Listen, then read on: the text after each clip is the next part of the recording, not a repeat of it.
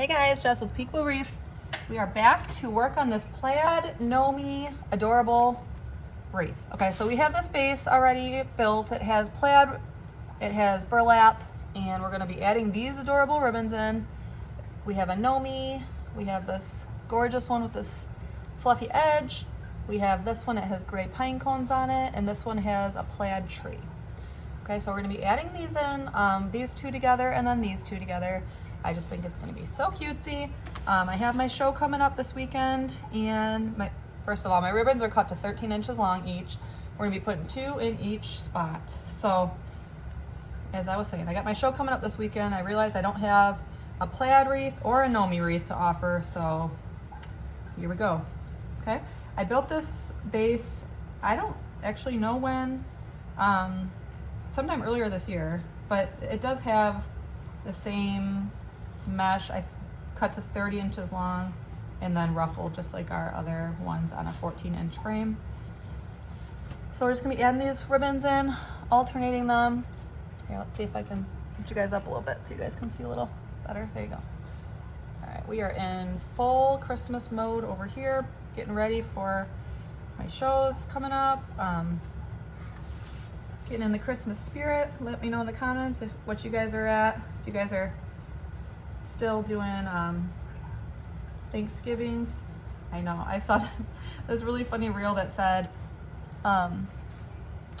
it said, you know, there's room for Christmas and Thanksgiving, right? So we can have both in our heart at the same time. It doesn't have to be all Christmas. It doesn't have to be all Thanksgiving. It can be both.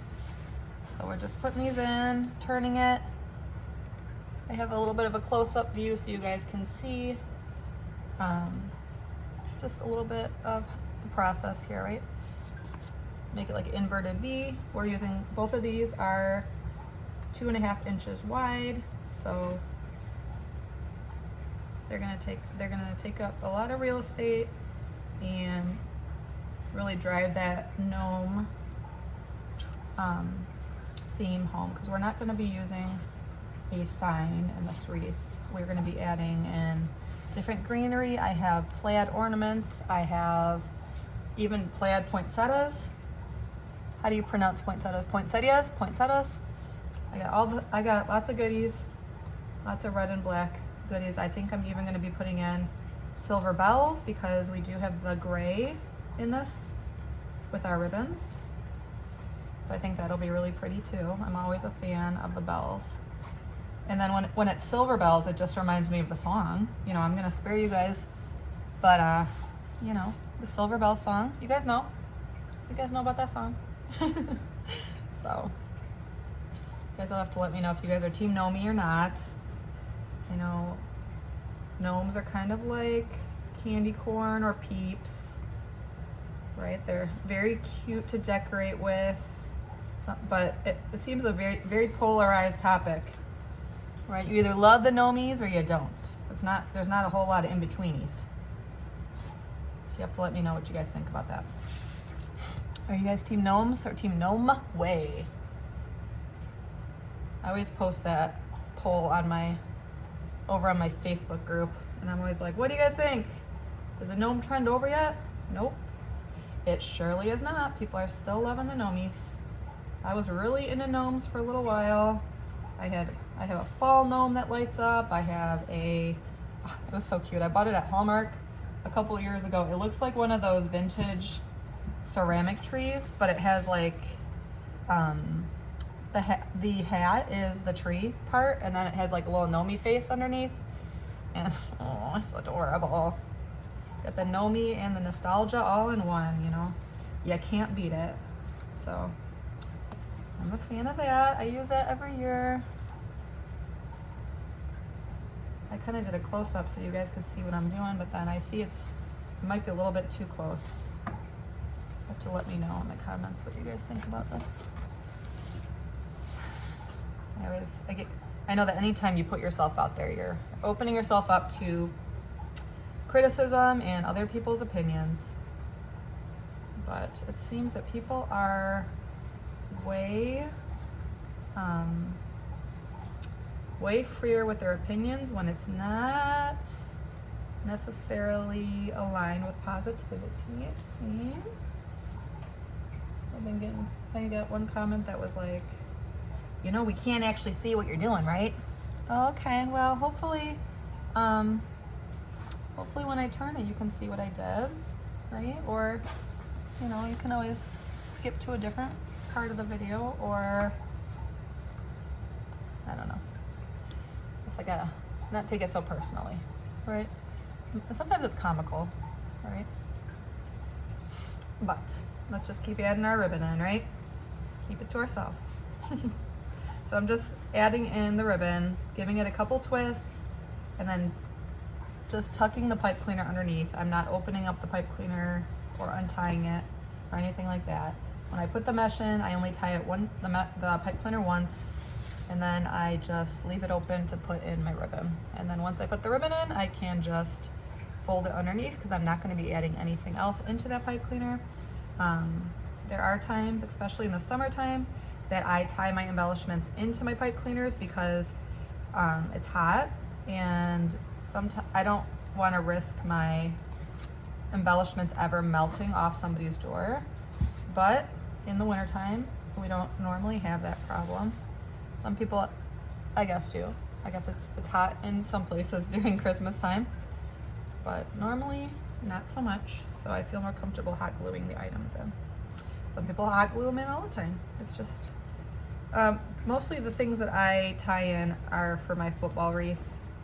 I put little eye screws on those footballs because they're made of foam, and sometimes foam doesn't do the best with hot glue, no matter what kind of hot glue you use. All right, I got one more set to put in on the bottom, and I'm thankful that it all lined up. I can tell that it did because we're going every other one, and that's one good thing about having an even number of ties on the bottom and on the top is that if you use two different designs, it will always be exactly even if you put them every other one. And keep in mind that I always use wired ribbon because I like how you can readjust the ribbons if they get a little bit shifted during some of the process or even in shipping. All right, so I'm going to, on this top layer here, we have like 2 pieces of regular burlap mesh, then we have a plaid piece, and I want to make sure that my bow is going to be in between 2 pieces of burlap mesh so that I can make sure the plaids are being seen. So I'm going to make sure that I'm thoughtful in my placement of my ribbons. I haven't quite decided if I want to put, I think I'm going to put my bow on the bottom. I've been liking that lately. I know I normally put my bow on the top when there's not a sign. When there's a sign, I'll put the bow on the side. But I've been, last year and this year, I made a couple of wreaths with the bow on the bottom, and it seemed to be well received. And when you do that, it allows you to see more of the embellishments on top. Because when you do put your bow on the top, then the tails come down and it can cover up your embellishments. So if you do that bow on the bottom, then the embellishments can shine. And I think that is what I'm going to be doing. I might have to cut, if I'm going to be doing that, I might have to cut one more set of ribbon tails because I have really pretty poinsettias and I want to use 3 of them. I have plaid poinsettias, which are so pretty, and I haven't had a chance to use them. So I think that this wreath without a sign is going to be the perfect spot. So I am going to cut one more set of these ribbon tails and then put my bow in one spot instead of 2. I had originally planned to do the 2, but I'm thinking it through. All right, let me get the other ribbon that goes with this one.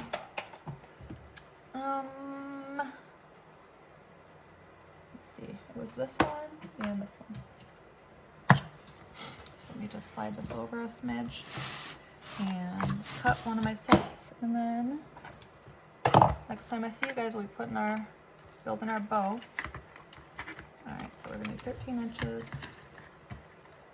And 13 inches, this is how I always cut my ribbons, except I will trail the ribbon off of my table so that it's a little bit easier to cut.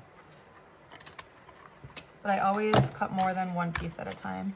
This one I did all four sets, or all four ribbons, 2 sets at the same time. So we're gonna be able to make a nice large bow for this. We're gonna have our poinsettia, our plaid poinsettias we're gonna put in. I have the silver bells. We also have ornaments that are plaid, and we're gonna be adding greenery in too. So nice and simple. We're gonna make sure that we have it in the right order. Yeah, it's super elegant, so. Put that last piece in. Ensure that both sides are similar or the same. And then this is the spot I need it to go. And then we're all done. So thanks so much for hanging out. Make sure that you guys stay tuned for the next step in this wreath. Let me know in the comments if you guys are liking the way this looks. And I will see you next time.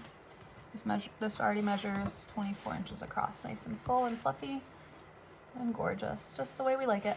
All right, see you next time. Bye-bye.